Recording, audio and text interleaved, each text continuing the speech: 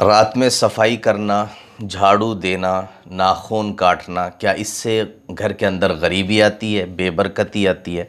तो ऐसा कुछ भी नहीं है। आप रात में सफाई भी कर सकते हैं, झाड़ू भी लगा सकते हैं, नाखून भी काट सकते हैं, गुस्ल भी कर सकते हैं, हर काम आप अंजाम दे सकते हैं।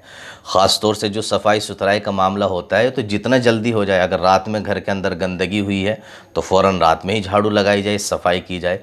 तो इन चीज़ों से बेबरकती नहीं बल्कि घर के अंदर खैर व बरकतें होती हैं। जितनी जल्दी हो सके सफाई की जाए। जिस्म के अंदर गंदगी हो गई है तो उसको जितनी जल्दी हो सके दूर करें। नाखून लंबे हो गए हैं, फ़ौरन काटना शुरू कर दें। बाल मूछें बढ़ गई हैं तो फ़ौरन कतर दें, वो दिन हो या रात हो। तो इसमें कोई क़ैद नहीं है। ये जो लोगों में अफवाहें हैं कि रात में ये काम करने से गुर्बत आती है, रिज़्क़ तंग कर दिया जाता है, तो ऐसा कुछ भी नहीं है। ये सब अफवाहें हैं। ऐसी बातों से परहेज़ करना चाहिए और बचना चाहिए।